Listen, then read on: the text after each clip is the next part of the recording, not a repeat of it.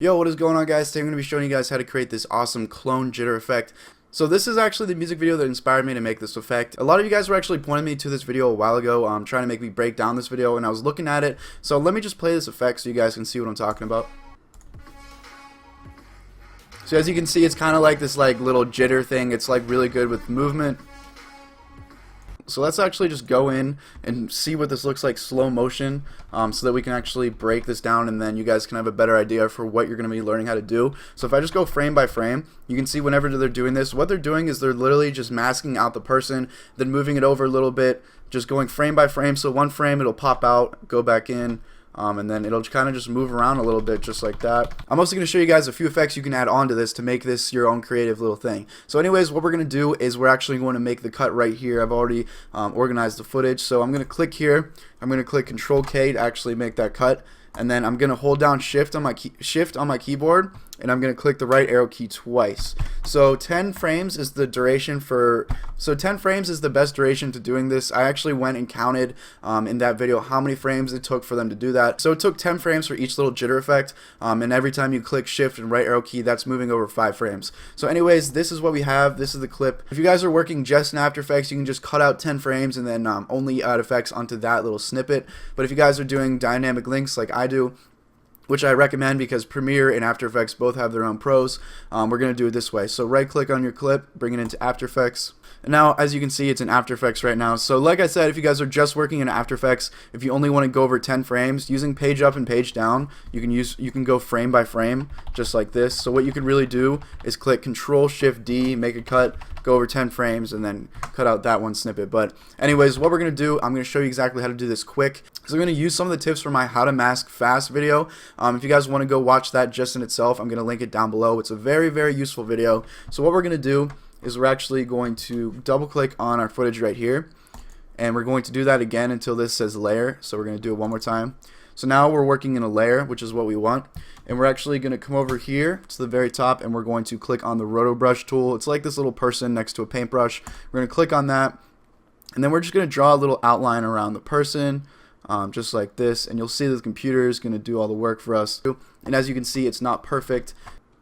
So what we're going to do is hold down Alt and actually cut out the parts that and actually cut out the background. So just take it like this and just run it along the shoulder like that, and you're going to see the computer is going to generate this looking good. So now we're going to use the green one just to add his head in, and then we're going to make one little cut like that.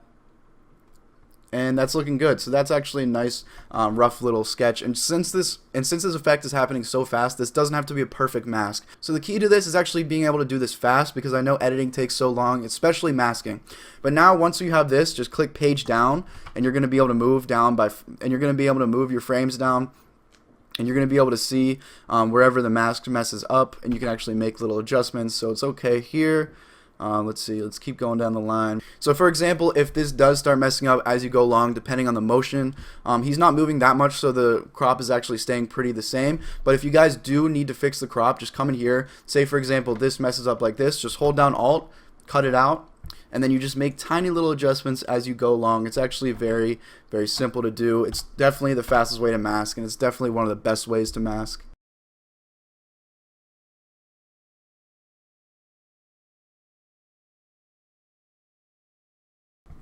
Okay, so once you've made all of your adjustments, what we're going to do is we're actually going to hold down Control Alt and use the mouse wheel just to scroll in and make this a little bit bigger, this gray bar right here. And now what we're going to do is we're going to take the back of this gray bar and just pull it to this beginning point right here. This is where we started doing all our changing and all our effects. We're going to take the end of it and we're going to make it to where we are right now, which is right here. So this is going to be the duration of how long we actually mask it out. And now all we have to do is click freeze right here. And also, if you guys don't see the freeze button, it might be covered up like this. Just make sure you pull your panels until you can actually see that. Okay, so just click freeze, and then it's going to start saying freezing. Since this is only 10 frames, it should go pretty quick. Okay, so now there's just one thing we need to do before we can actually make that a jitter effect. What we have to do is just click on our clip, click Control C, Control V. That's going to make a duplication. And then what we're going to do is just click on Effects. If this is hidden, just click on Effects and then Roto Brush and Refine Edge. Just delete that on the bottom clip only. So now what we have is, if I hide this bottom clip, we have our Roto Brush clip, which is on top. and then if I bring that back, we have just the normal clip on the bottom. So now we can add effects just to this duplication, and we can move this over and still have the background the same. So what we're going to do is we're going to bring open our roto brush clip, and you can actually hide this just to figure out where this starts. So right here the roto brush starts. So what we're going to do is we're going to click this little drop down arrow, click the drop down arrow for transform, and then for position we're going to click this little keyframe animation, and then what we're going to do is we're just going to move one keyframe over, and we're going to actually just click this cursor and just move it over a little bit, and you're going to see that it kind of creates this like clone effect. Then we're going to move one frame page down, and we're just going to move that back in. Then we're going to go page down, and now we're just going to move it over here, page down, and you can just repeat. You can move them wherever you really want. It's going to create this cool effect. Just move it in and then move it back. And then what you could even do if you wanted to is you could actually duplicate this clip, which I'll show you in a second, and you could actually have three. You could actually have like this crazy jitter stuff. So once it does that, that's how you know you reach the end. So just go back, and this is what it looks like. So it's cool little jittering. And then like I said, if you did want to duplicate this, you could just click on this clip. You could click Control C, Control V.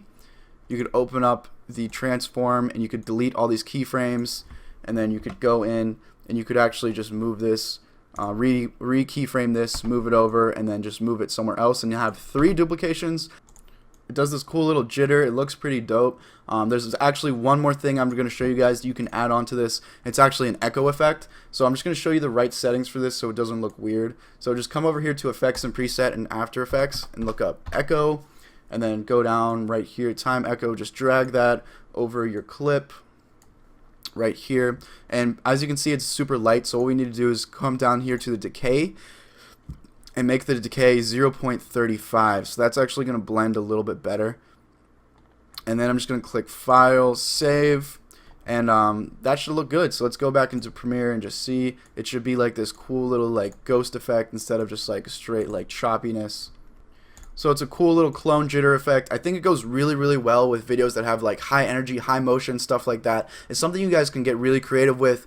It's something that I like because it happens only within a few frames. And if you use that fast masking thing, you can actually do this effect very quick. But anyways, guys, I hope you enjoyed this video. Leave a like, comment, and subscribe if you'd like to see more. I'm making a mixture of informational and entertaining content. So definitely go down, click that subscribe button, join the community. But anyways, guys, thank you for watching, and I'll see you guys later.